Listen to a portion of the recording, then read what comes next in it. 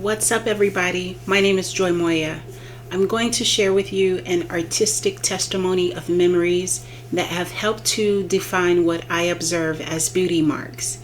I have divided these reflections into 13 chapters. Let's begin with chapter 3, Young, Gifted, and Rough Around the Edges. So after being abused and bullied as a child, the only way I felt I could win was to use a high level of intelligence. But somehow it only made people more hostile towards me.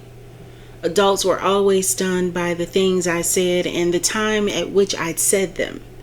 I surprised myself sometimes. I somehow always knew when someone was talking about me and I had an idea of what was said. I thought I had to fight my own battles until I learned how to let God fight for me. There were several points in my life where I looked for a defense. I looked for someone to take up for me, but no one ever could like God did. I tried to do things my way, and let me testify that it was the wrong way, the painful way, and the long way. Still, I thought it was the only way to capture the attention of those that needed the wisdom I had, and at the same time block the negativity that seemed to be attracted to me. But God saw fit to speak to those people in his own way, and I learned that if I just keep my path light, I won't create a valley for those behind me. So I began to push out my creativity as best as I could with what I had. Now, I know that it might seem like I'm all about myself and conceited, but every time I asked for help, I was given an excuse or I had to beg. I asked an ex-neighbor who was a makeup artist to partner with me for photo shoots, and she simply said, nope. She didn't quite say no, but she said no. I was never into makeup. That artistry belonged to my deceased sister cousin Bunny, but I had to learn how to put it on. I watched a makeup artist in a shop that I worked in, and I saw how she did it, and she was nice enough to tell me some of the products that she used. Now the Bunny logo was done by a family member, and let me just tell you, I had to pull teeth and hair trying to get this vision done.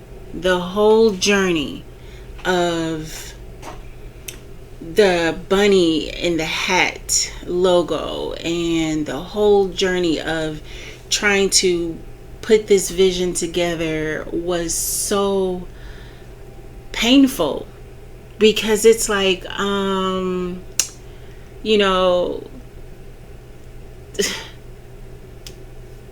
gonna stop here for a second. Okay, so I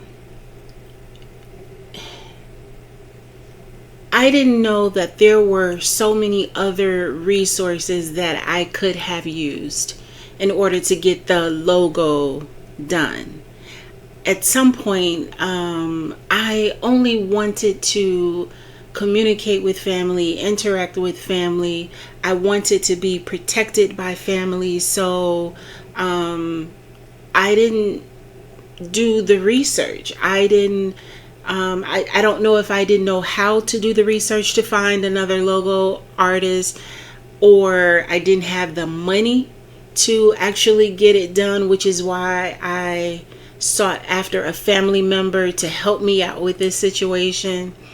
But there are so many other different avenues that I could have utilized in order to get this logo done, and it would have been less painful. And to be honest, I think I was battling,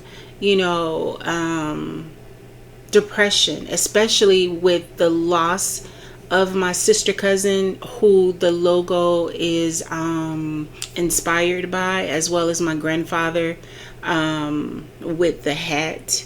So nothing that I have done or put together was ever about me. It was always inspired by or for someone else. Especially with the name Model Material, only because my mother named me after the model Susan Anton. So a part of my name was inspired by her name. Okay, so of course I wanted to be a model. I watched the red carpets faithfully. I flipped through the pages of the Star magazine and the Inquirer magazine, looking at the photos of the red carpets and the celebrities in their gowns. I was just in awe. I wanted to look pretty like those women back when I was younger. So that's where my aspirations of being a model came from. And then I told like a family member, right? This like top family member, like, you know, she was like, oh, well, what do you want to do with yourself? What do you want to do with your life? And I'm like, I want to be a model, right? And she was like, oh, well, you know, you can just do so many other things. There's just, you know, so many other options for you. And she just totally disregarded the fact that I wanted to be a model. And she didn't say, oh, well, what type of model? Or she didn't say, oh, okay, well, I can see you as such and such type of model. Nope, she just bypassed it. And then a cousin or someone showed her a photo of someone that was in the family.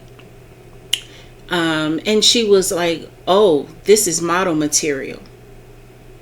While I was just sitting next to her and had just explained that I wanted to be a model. And, you know, a lot of adults don't think that children understand or comprehend their shade, their nonchalant disrespect and digs. Children know. And let me just put this out here. I have always known when someone was talking about me and throwing shade. I have always known, but I never said anything, because I think for the most part I was trying to figure out, why would they do it? Why would they say it? What had I done to them or said to them that would make them attempt to hurt me in such a way? But I guess. All right, so I flipped through these pictures and I have created this collage of photos to help me remember some of the things that I have overcome or overcame in my life, right? So a couple of photos you'll see of me acknowledging the shade that I got, you know, from people while I was going through marital issues, right? Yeah, so that's what these pictures are for. Just, you know, trying to build my own self-confidence and basically, you know, trying to take up for myself, right? And at the same time push out my creativity, right? This photo here is when I was actually pregnant. Let me stop it so I can make sure that I get the actual timing. All right, so posing and taking photos was a form of expression for me. I don't know. I just wanted to be like seen feminine and seen as pretty and seen as wanted or desired. Perhaps because my father wasn't around. Perhaps because my mom made sure that I understood that she did not want me. She tried to get an abortion.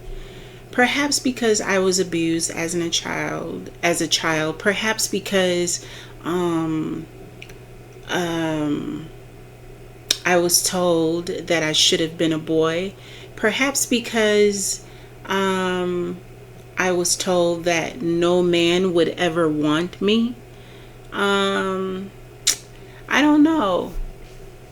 Modeling or getting in front of the camera was a challenge for me to actually find beauty within myself, to find a way to express something that was in me that I wanted everybody else to see. And I think that's another part of my aspiration of being a model. And so I went on to establish model material because I want every woman out there, every young adult, every youth to find their expression, find their beauty with expression. And it's very hard. Let me just tell you how hard it is to put yourself in front of a camera and try to convey the beauty that you have inside of you, because all of the time it won't show up. It won't show up all of the time. Most of the time it'll be the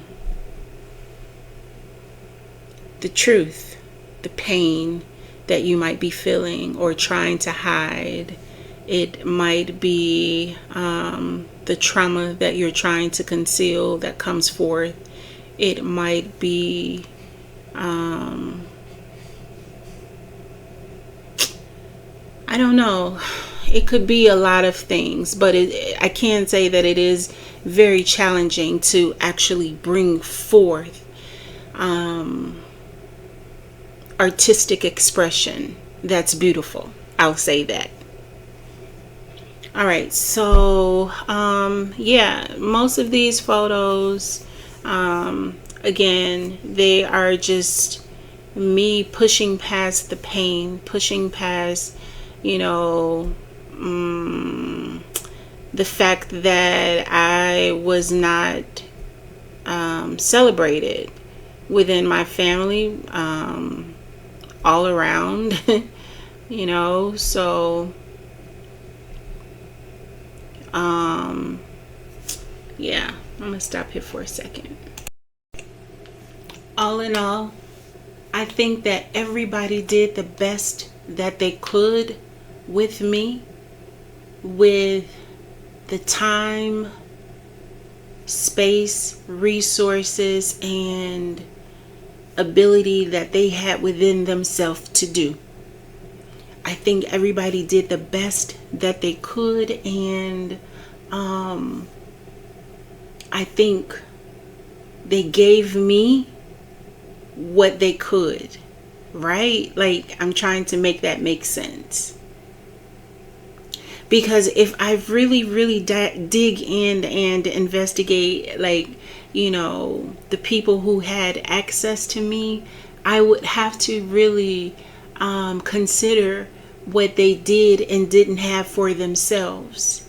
And that's why I say that everybody did the best that they could with me. And I'm grateful for it. I am grateful for every single person that entered and exited my life. I'm grateful.